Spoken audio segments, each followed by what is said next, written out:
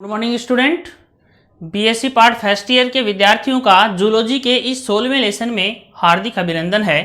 विद्यार्थियों, हम इससे प्रीवियस लेसन में हम पढ़ रहे थे क्लीवेज और उसके डेफिनेशन पढ़ी थी हमने और उसकी विशेषताएं पढ़ी थी हमने। क्लीवेज की विशेषताएं तक हमने ये लेसन कंप्लीट कर लिया था। अब हम पढ़ेंगे रेट ऑफ क्लीवेज, विदलन की दर।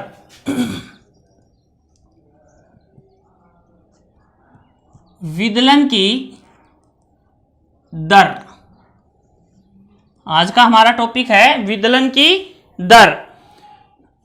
देखिए, सबसे पहले है प्राणियों में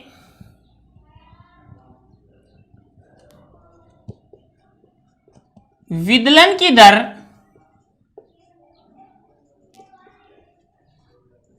जाति दर जाति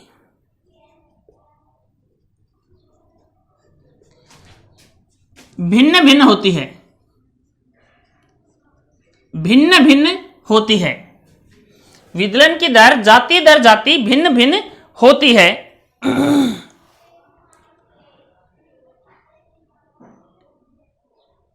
इसके बाद देखिए, अधिकांश प्राणियों में विकास की प्रारंभिक अवस्था में विदलन की दर तेज एवं समकालिक होती है। अधिकांश प्राणियों में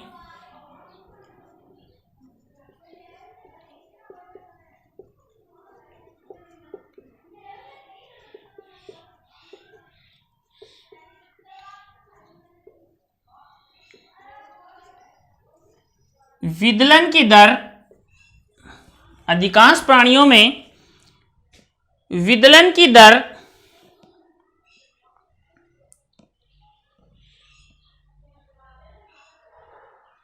विकास की प्रारंभिक अवस्था में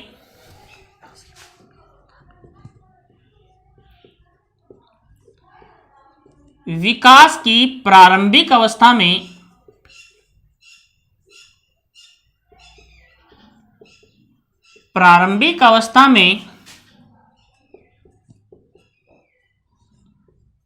तेज एवं समकालिक होती है, समकालिक होती है।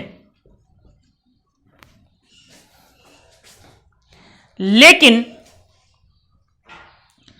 बाद में विदलन की दर लेकिन बाद में विदलन की दर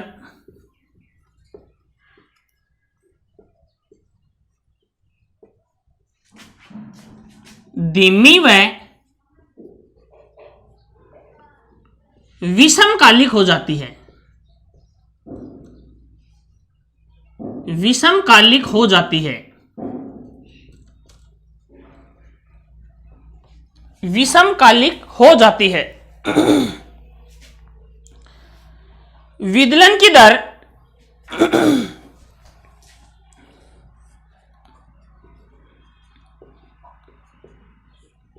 विदलन की दर अंतर अवस्था के व्युत्क्रमानुपाती होती है। अंतर अवस्था या इंटरफेज के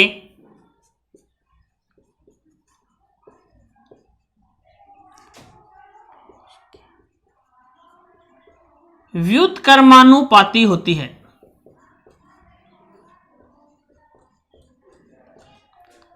देखिए, विदलन की दर 1/, इंटरफेस। ओके, इसमें क्या है कि यदि इंटरफेज की अवस्था लंबी होगी तो विदलन की दर धीमी हो जाएगी और इंटरफेज अगर छोटी होगी तो विदलन की दर तेज हो जाएगी। ओके, इसके बाद देखिए,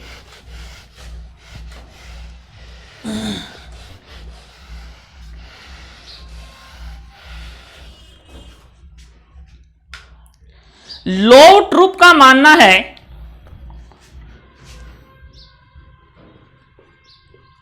लोव-ट्रुप का मानना है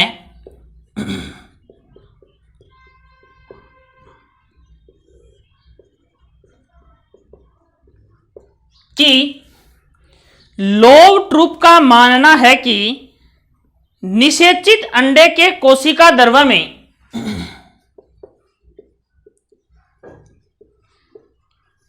निषेचित अंडे के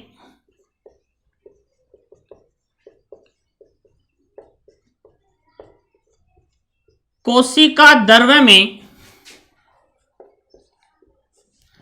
निषेचित अंडे के कोशिका द्रव्य में उपस्थित किसी पदार्थ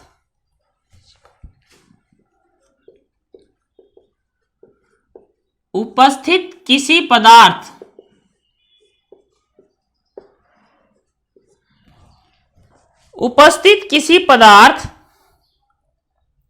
की कमी होने के कारण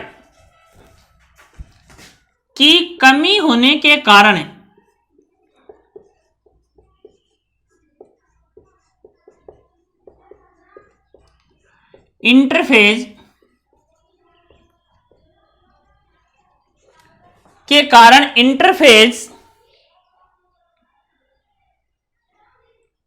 लंबी हो जाती है, इंटरफेज लंबी हो जाती है,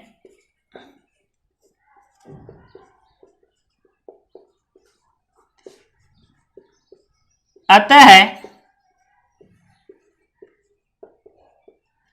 विदलन की दर धीमी हो जाती है।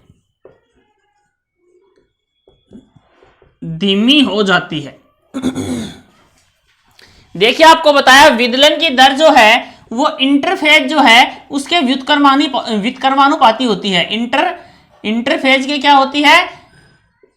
व्युत्क्रमानुपाती होती है। और लोव-ट्रुप ने बताया कि निषेचित अंडे के कोशिका द्रव्य में उपस्थित किसी पदार्थ की कमी होने के कारण इंटरफेज लंबी हो जाती है, जिसके कारण विदलन की दर क्या हो जाएगी? धीमी हो जाएगी। ओके, इसके बाद देखिए माजिया के अनुसार, इसके बाद देखिए माजिया एक वैज्ञानिक हैं, उनके अनुसार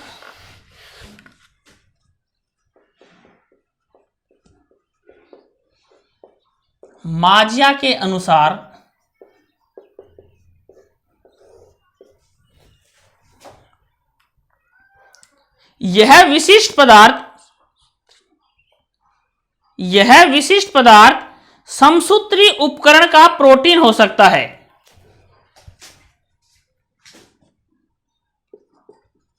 यह विशिष्ट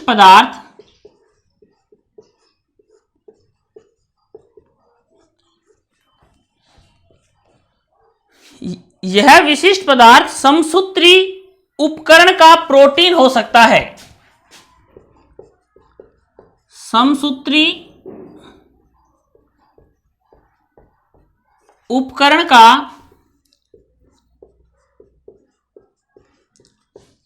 प्रोटीन हो सकता है।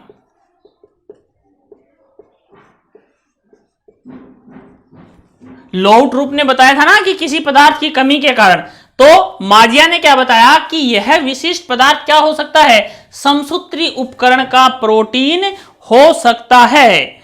ठीक है, जब विदलन की दर तेज होती है तब अंतर अवस्था छोटी हो जाती है।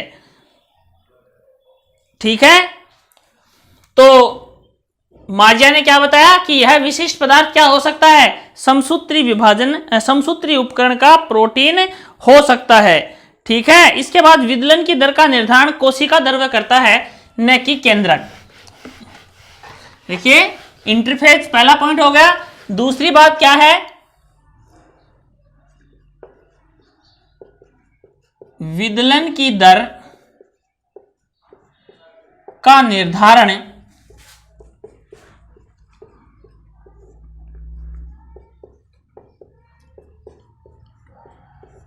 कोशिका द्रव्य करता है,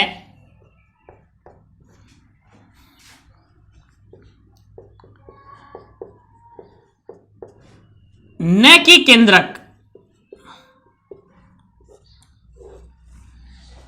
विदलन की दर का निर्धारण कौन करता है? केंद्रक करता है, न कि कोशिका द्रव्य करता है, न कि केंद्रक। ठीक है, इसके बाद तापक्रम भी विदलन की दर को प्रभावित करता है। इसके बाद क्या है? तापक्रम। ये दूसरा पॉइंट था। ये तीसरा पॉइंट, तापक्रम। यदि तापक्रम जो है वो विदलन की दर को किस प्रकार से निर्धारित करेगा? देखिए, विदलन की दर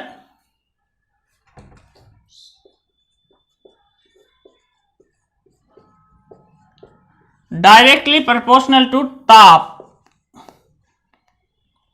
तापक्रम। यदि तापक्रम बढ़ेगा तो विदलन की दर भी क्या होगी? बढ़ेगी। यदि तापक्रम घटेगा तो विदलन की दर भी क्या हो जाएगी? कम हो जाएगी। ओके। इसके बाद ऑक्सीजन की उपस्थिति या कार्बन डाइऑक्साइड की अधिक मात्रा भी विदलन को प्रभावित करती है।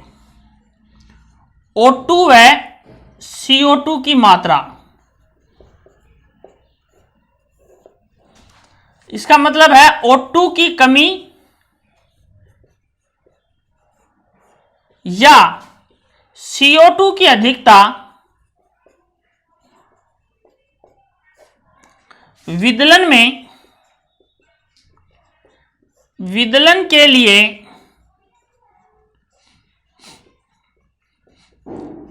निरोधक का कार्य करती है। निरोधक का कार्य करती है। तो ये है विदलन की दर। तो विदलन की दर को कौन कौन प्रभावित करते हैं? नंबर 1 कौन है? इंटरफेज अवस्था। नंबर 2 क्या है? कोशिका द्रव्य। नंबर 3 तापक्रम। नंबर 4 O2 व CO2 की मात्रा। ओके, तो यह है विदलन की दर का निर्धारण। ओके, इसके बाद नेक्स्ट टॉपिक है विदलन के तल। इसके बाद नेक्स्ट टॉपिक है विदलन के तल।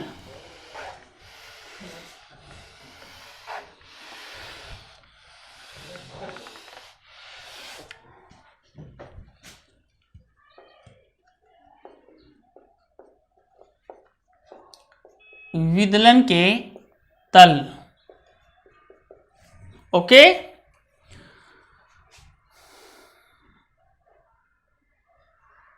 कुछ महत्वपूर्ण विदलन के तल निम्न प्रकार हैं। नंबर 1 है रेखांशीय तल।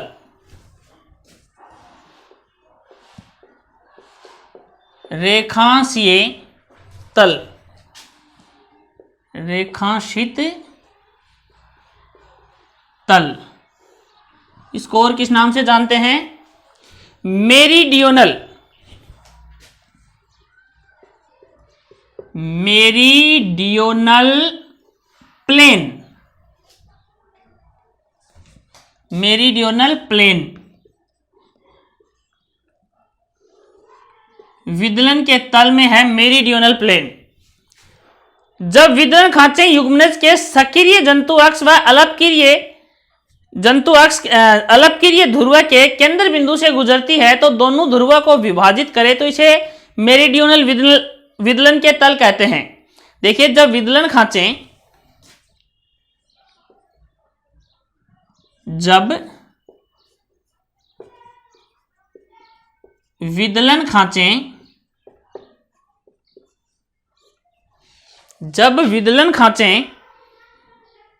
युग्मनज के सक्रिय जंतु अक्ष, युग्मनज के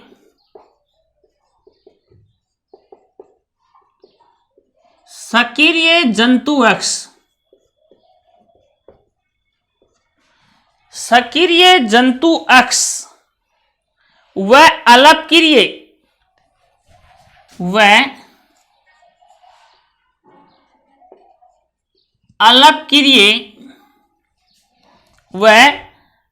अलपकिरीय पित्तकीय अक्ष, अलपकिरीय पित्तकीय अक्ष।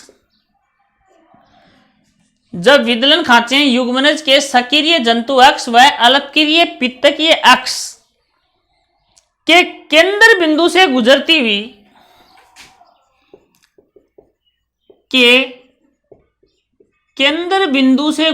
हुई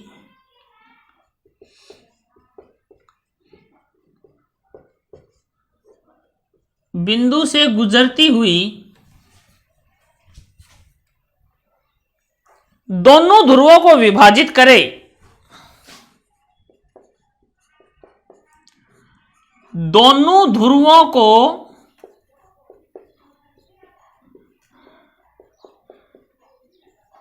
विभाजित करे, तो इस प्रकार के तल को, तो ऐसे तल को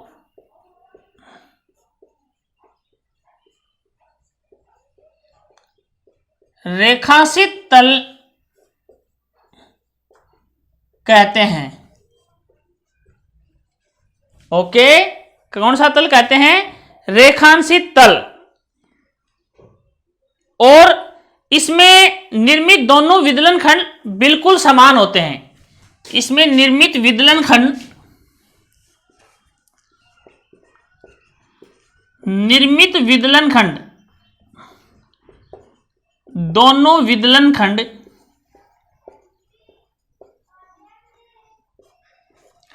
बिल्कुल समान होते हैं,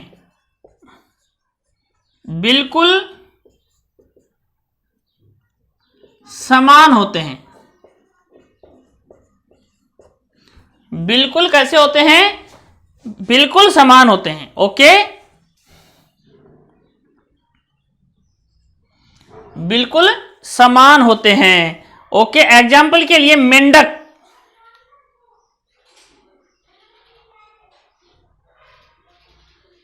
मेंढक एम्फियोक्सस, एग्जाम्पल क्या है? मेंढक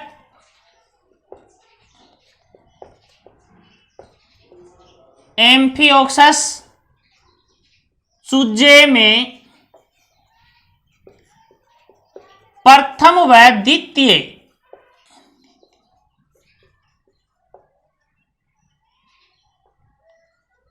विदलन खंड रेखांशीय विदलन खंड या रेखांशीय तल कहलाते हैं। ओके, इसके अंदर देखिए इस प्रकार से डायग्राम बनाते हैं हम, और इस प्रकार से दो समान भागों में बांटते हैं। सक्रिय जंतु अक्ष, ये है सक्रिय जंतु अक्ष, और ये है अलपक्रिय, अलपक्रिय पित्तकीय अक्ष।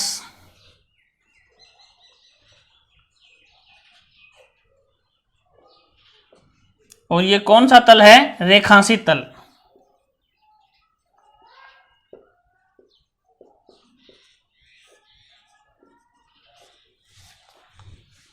इसके बाद में उदग्र तल।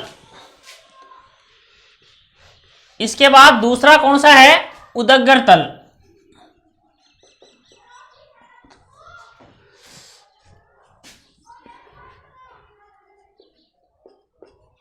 उदग्र तल, वर्टिकल प्लेन,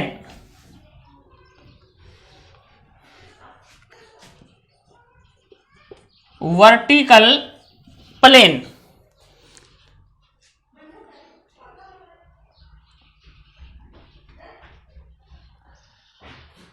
केंद्र बिंदु से गुजरती है, लेकिन इसमें क्या है?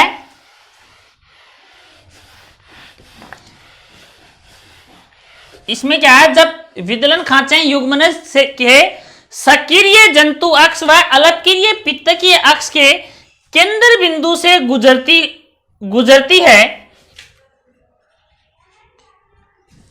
लेकिन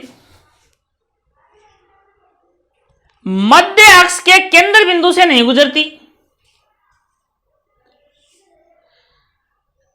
इसमें क्या है? जब विदलन खांचे युग्मनज के सक्रिय जंतु ध्रुव से पित्तकीय अलपक्रिय ध्रुव की ओर काटती है, परंतु पित्तकीय अक्ष से काटती है, लेकिन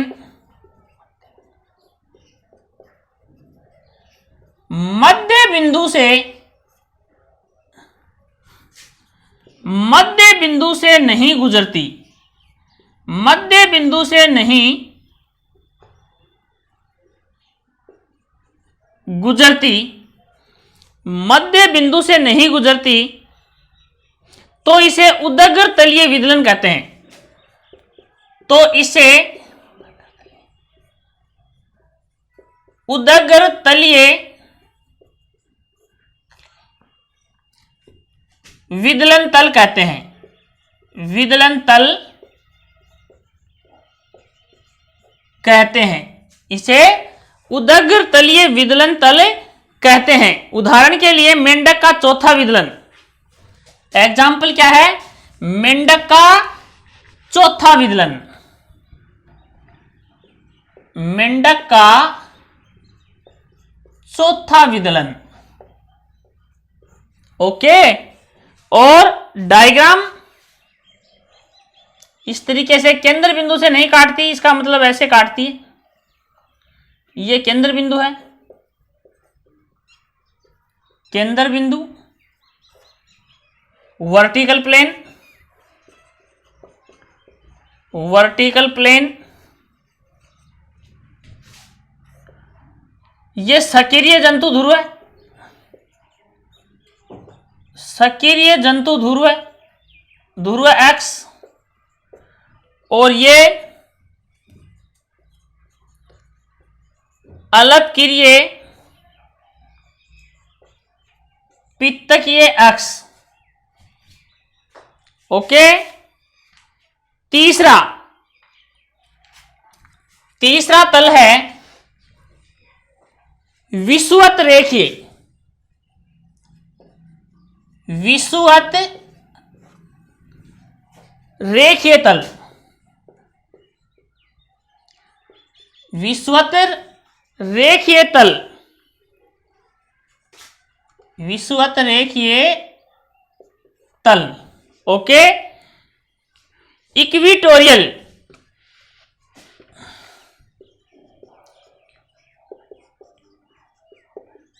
इक्विटोरियल प्लेन,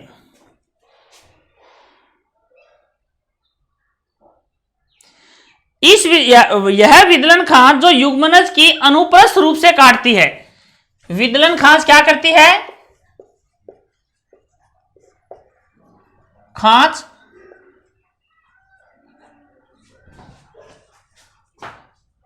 युग्मनज को अनुप्रस्थ रूप से काटती है, खांच युग्मनज को अनुप्रस्थ रूप से काटती है, अनुप्रस्थ रूप से काटती है।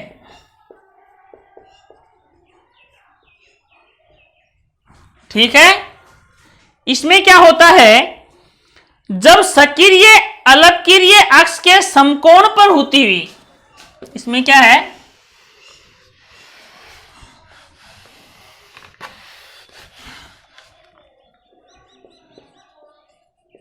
जब सक्रिय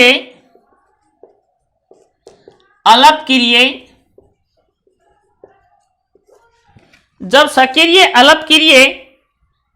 अक्ष के समकोण पर होती हुई, अक्ष के समकोण पर होती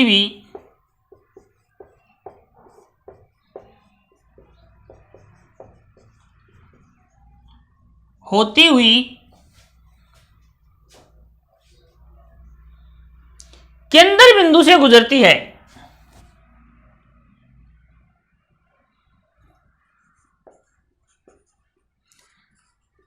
केंद्र बिंदु से जब विदलन खांच,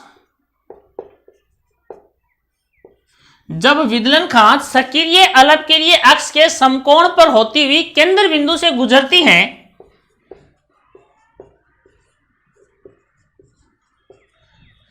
तो ऐसे इस प्रकार के तल को विषुवत रेखीय तल कहते हैं। इस प्रकार के तल को विषुवत रेखीय तल कहते हैं। ठीक है, उदाहरण है इसमें उच्च स्तरीय स्तनधारी प्राणियों के अंडों में होने वाला प्रथम विदलन, उच्च स्तरीय एग्जाम्पल है इसका उच्च स्तरीय स्तनधारी में प्रथम विदलन। ओके, इसका जो एग्जाम्पल जो डायग्राम है वो इस प्रकार से हो जाएगा।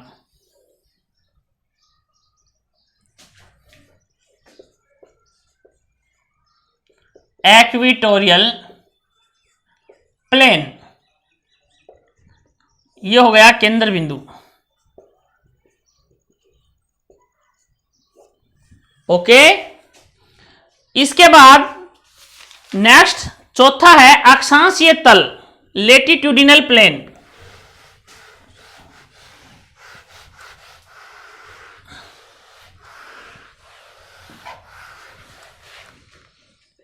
अक्षांशीय तल,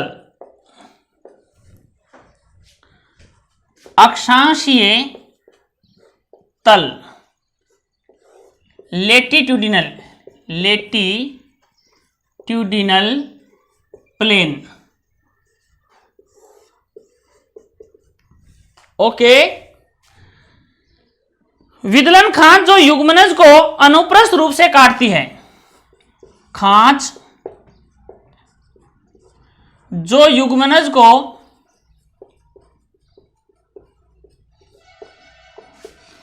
अनुप्रस्थ रूप से काटती है,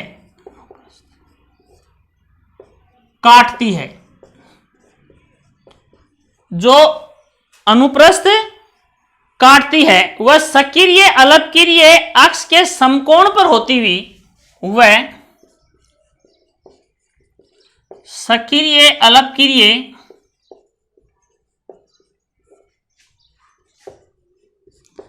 अक्ष के समकोण पर होती हुई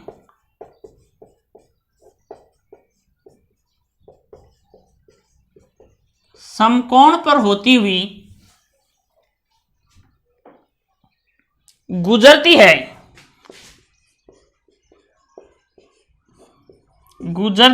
लेकिन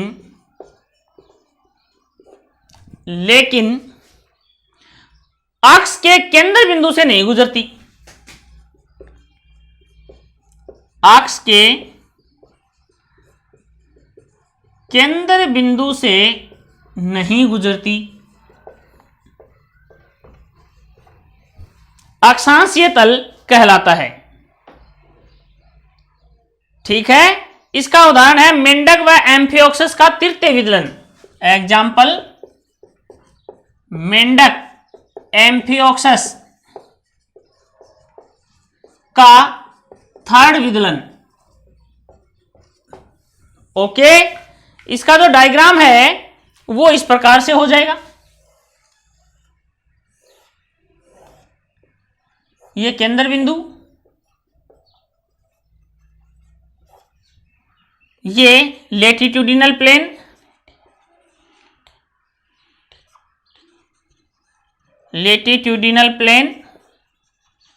हो जाएगा। ये था अक्षांशीय तल। इसके बाद विदलन के तल का निर्धारण। इसके बाद अगला टॉपिक है विदलन के तल का निर्धारण।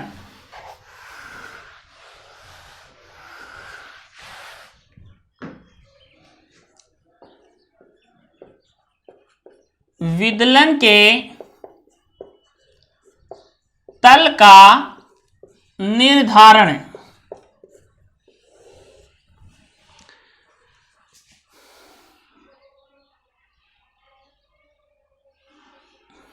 कौन करता है? तर्कु रेशों की स्थिति करती है भाई। तर्कु रेशों की स्थिति द्वारा होता है, तर्कु रेशों की स्थिति द्वारा विदलन के तल का निर्धारण होता है, क्योंकि विभाजन का तल सदैव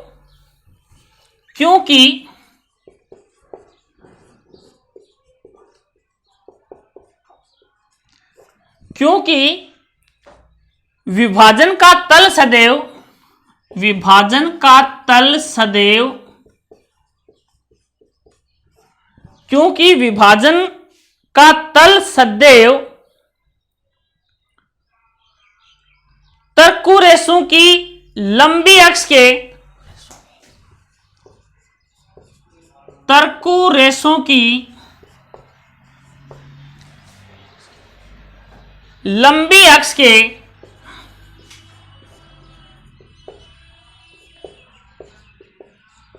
समकोण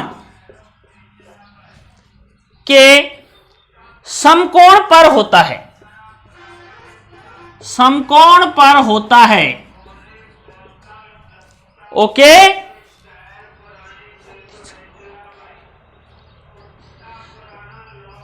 इस प्रकार क्या है कि यह विदलन का तल का जो निर्धारण है वह तर्कु रेशों की स्थिति द्वारा होता है, और क्योंकि विभाजन के तल का सदैव तर्कु रेशों की लंबी अक्ष के समकोण पर होता है। ओके, इसके बाद तर्कु रेशों की स्थिति व दिशा, तर्कु रेशों की स्थिति व दिशा, तर्कु रेशों की स्थिति व दिशा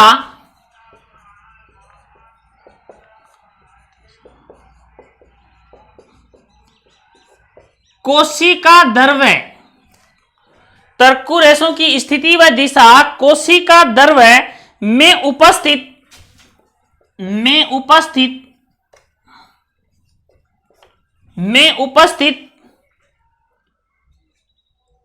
विभिन्न कारक निर्धारण करते हैं।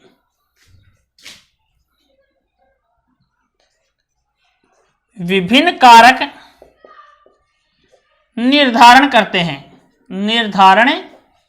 करते हैं। देखिए एक बार फिर से, विदलन के तल का निर्धारण तर्कु रेशों की स्थिति द्वारा होता है, क्योंकि विभाजन का तल सदैव तर्कु रेशों की लंबी अक्ष के समकोण पर पाया जाता है। इस प्रकार तर्कु रेशों की स्थिति व दिशा कोशिका द्रव्य में उपस्थित विभिन्न कारक निर्धारण करते हैं। इसके साथ ही यह टॉपिक फिनिश होता है। नेक्स्ट टॉपिक जो हम नए वीडियो के साथ कल फिर हाजिर होंगे, तब तक के लिए धन्यवाद।